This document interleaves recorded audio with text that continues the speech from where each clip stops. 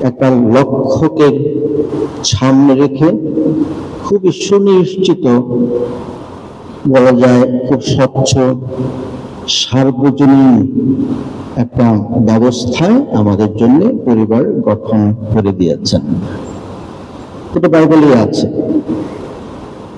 আদি পুস্তকের প্রথম দ্বিতীয় অধ্যায়ের সৃষ্টির শুরুতেই আমরা এই ডিজাইনটা দেখতে পাই। পরিবারের ডিজাইনটা কি, এটা ডিজাইন করে দিয়েছেন।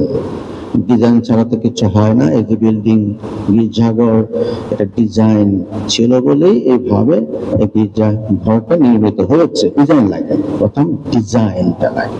সেই ডিজাইনটা খুব গুরুত্বপূর্ণ এবং ঈশ্বর সেই ডিজাইনটা করে দিয়েছেন। ঈশ্বর খুব সুন্দরভাবে, সুনিশ্চিতভাবে, খুবই সার্বজনীন সবার জন্য এই ডিজাইনটা দিয়েছেন। সুতরাং এটা খুব গুরুত্বপূর্ণ। আমরা যদি ডিজাইনটা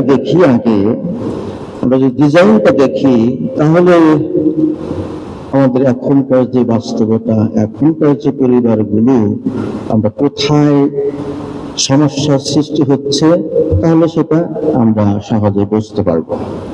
কারণ ডিজাইনের বাইরে চলে যাচ্ছি আমরা সবাই। ডিজাইনটাকে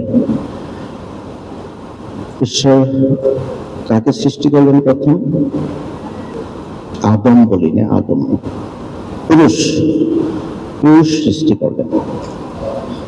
এখন বিবাহের জন্য তো নারীও লাগে, তাই পুরুষ সৃষ্টি করলেন কেন প্রথম? আমাদের চিন্তায় কিছু আসে, দুজনকে একসঙ্গে সাথে সৃষ্টি করতে পারত। শুধু পুরুষ আদম, যেটা পুরুষের রূপ, সেটা সৃষ্টি করলেন কেন? এটাই বোঝানো হয়েছে যে মানুষ একা থাকতে পারে না। একজন পুরুষ সৃষ্টি করার অর্থ হলো, মানে একজন মানুষ একজন হিসাবে সৃষ্টি করার অর্থ হলো, ঈশ্বর এটাই এখানে আমাদের সামনে এই উপলব্ধিটা এনেছেন যে মানুষ একা থাকতে পারে না। যার জন্য বলা আছে মানুষের একা থাকা সমীচীন নয়। তার জন্য একজন কি লাগে? একজন সঙ্গী লাগে, সঙ্গিনী লাগে। এটা এই নয় যে ঈশ্বর ভুল করেছেন, তাহলে ভুল সংশোধন করে আরেকজনকে পরে তিনি সৃষ্টি করেছেন, এটা নয়।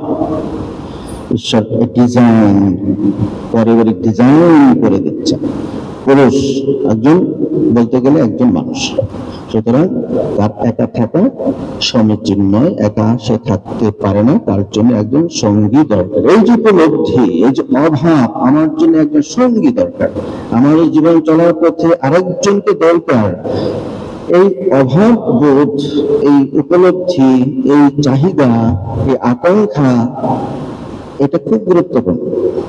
এর দরকার আছে যে আমার জীবনে একজন সহযাত্রী দরকার, সঙ্গী দরকার।